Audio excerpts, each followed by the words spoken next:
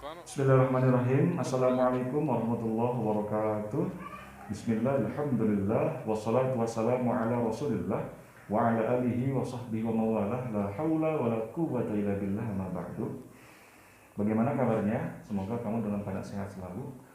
Hari ini kita akan melanjutkan pembelajaran, ya. Sekarang masuk minggu ketiga, insya Allah nanti minggu keempat kita akan ulang harian di e-learning. Oleh karenanya, sebelum menutup bab 1, Bapak akan menjelaskan secara singkat, ya, tentang Asmaul Husna. Untuk lebih jelasnya bisa disimak sebagai berikut. Al-Asmaul Husna. Al-Asma'u artinya nama-nama. Jamak ya, kalimat yang menunjukkan banyak. Al-Husna artinya baik. Al-Asma'ul Husna artinya nama-nama yang baik. Allah Subhanahu wa taala memiliki 99 nama yang baik. Hari ini akan kita pelajari 7 dari 99 nama tersebut. Yang pertama adalah Al-Afu, yang kedua Ar-Razaq, kemudian Al-Malik, Al-Hasib, Al-Hadi, Al-Khaliq, dan Al-Hakim. Itu 7 dari 99 nama Allah Subhanahu wa taala.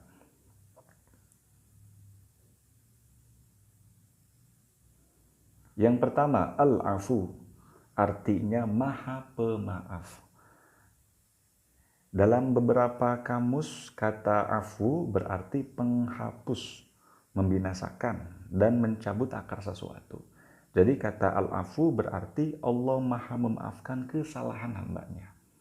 Sebesar apapun dosa, ya, sebesar apapun kesalahan seorang hamba, ketika ia mau bertaubat kepada Allah dengan taubat yang sebenar-benarnya, maka Allah pasti akan memaafkan kesalahan hamba tersebut. Karena Allah al-afu, maha pemaaf. Gitu. Allah Subhanahu wa taala berfirman, "Walaqad afallahu anhum innallaha ghafurun halim." Artinya, dan sungguh ya, Allah akan memberi maaf kepada mereka. Sesungguhnya Allah Maha Pengampun lagi Maha Penyantun. Itu ya, Quran surah Al-Imran ayat 155. Meneladani sifat al-afunya Allah Subhanahu wa taala. Yang pertama, kita harus meyakini ya bahwa Allah akan memaafkan kesalahan hambanya. Yang tadi, ya kan? Ketika kita ingin bertaubat, ya minta ampun kepada Allah walaupun dosa kita udah bejibun, ya udah banyak, bahkan udah tak terhitung lagi. Tapi ketika kita sungguh-sungguh ingin minta ampun, maka Allah akan memaafkannya. Gitu. Ya, al-afu, Allah Maha Pemaaf. Yang kedua, perintah untuk jadi manusia pemaaf. Ya, perintah untuk jadi manusia pemaaf. Sebagai bentuk meneladani al-afunya Allah, maka kita sebagai seorang hamba pun demikian harus bisa memaafkan, saling memaafkan antar sesama.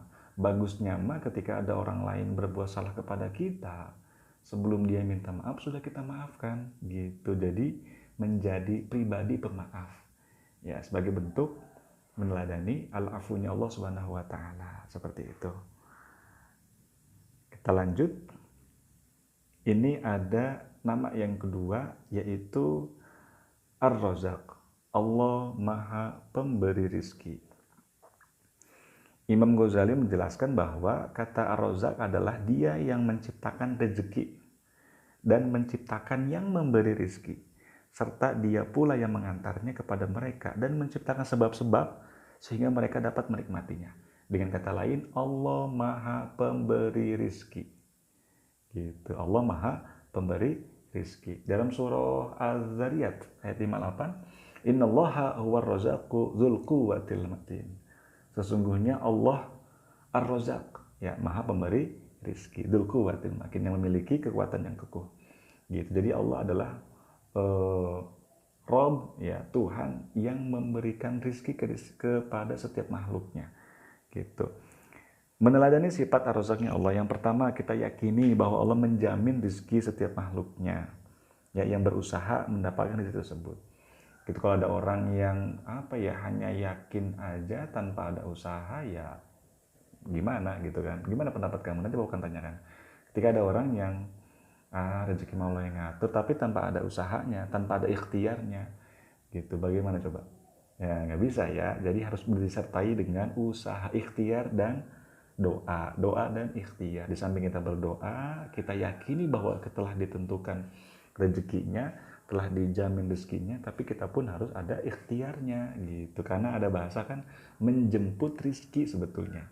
Kalau mencari rezeki kita masih mencari ya, masih belum pasti kan, namanya mencari kan, masih belum belum pas. Tapi kita ngomong menjemput rezeki, udah ada bagiannya di sana gitu. Maka yang lebih tepat sebetulnya kata menjemput rezeki dibanding mencari rizki gitu.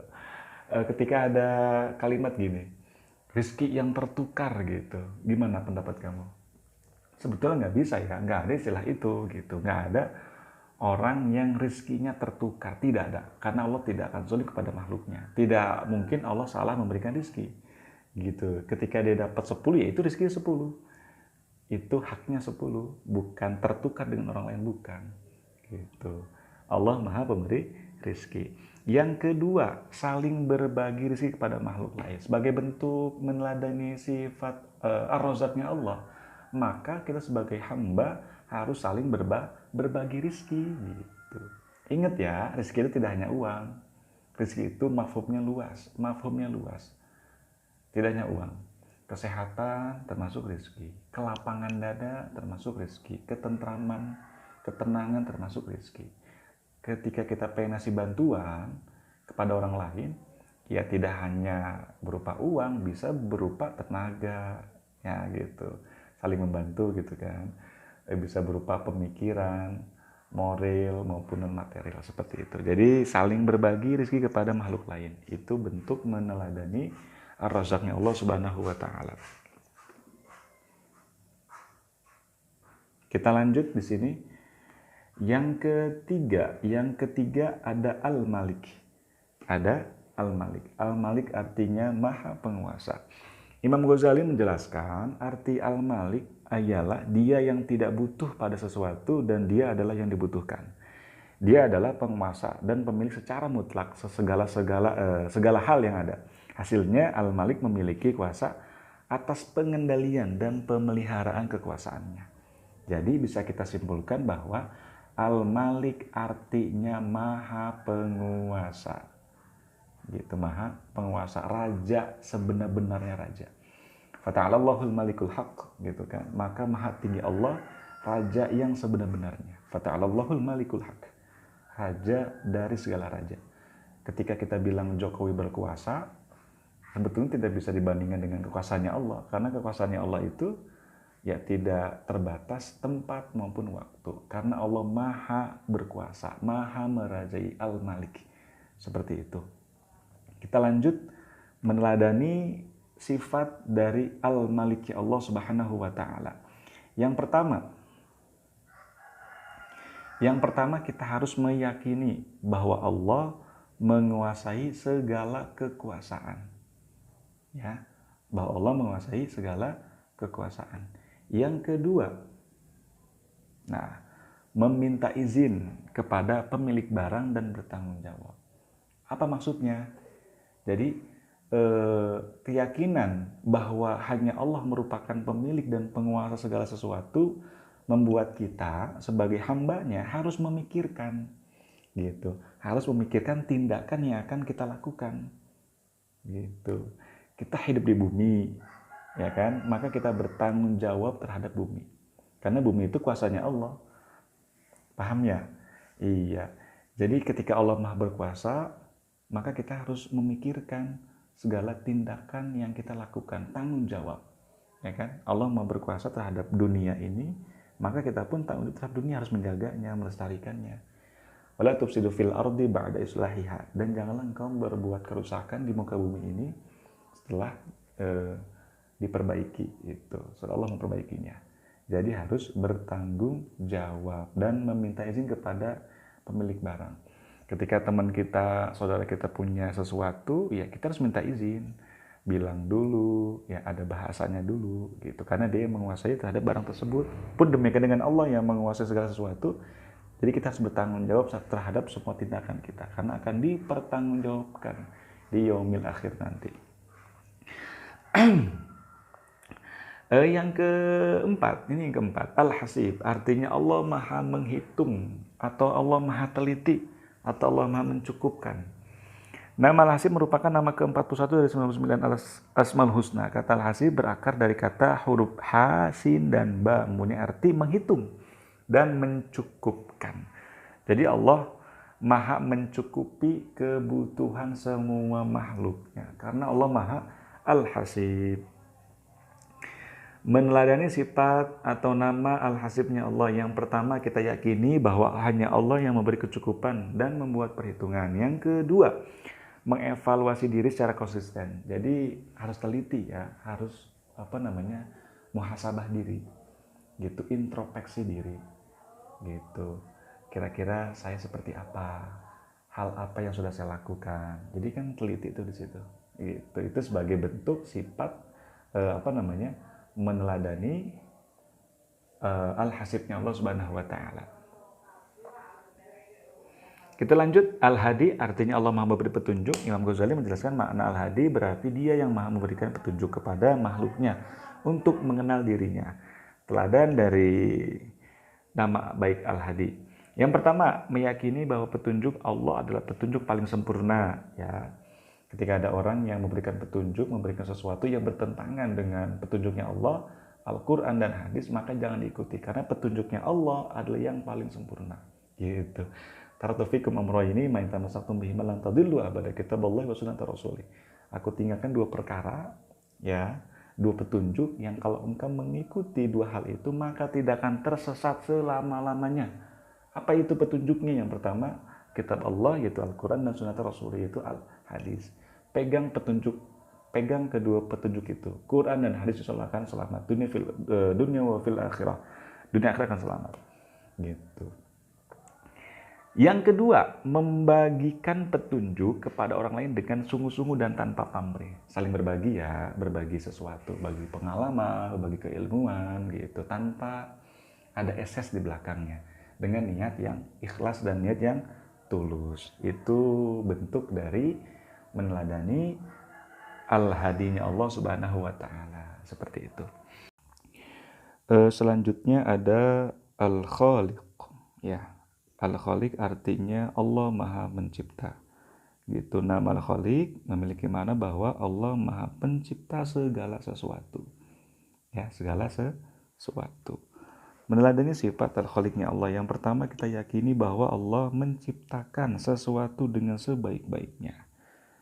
Seperti misalnya dalam hal proses penciptaan manusia yang Allah sampaikan dalam Al-Quran, laqad khalaqnal insana fi ahsani taqwim, dan sungguh kami telah menciptakan manusia dalam bentuk sebaik-baiknya, ya. Yang kedua, motivasi berkreasi dan berinovasi. Sebagai bentuk meneladani Al-Khaliqnya Allah, maka kita sebagai seorang hamba harus membangun, harus meningkatkan rasa kreativitas kita, ya, untuk yang lebih baik lagi, seperti itu. Menciptakan sesuatu, mengembangkan sesuatu, memodifikasi sesuatu untuk membuat produk yang baru, seperti itu. Kreativitas yang tinggi, menciptakan sesuatu, ya.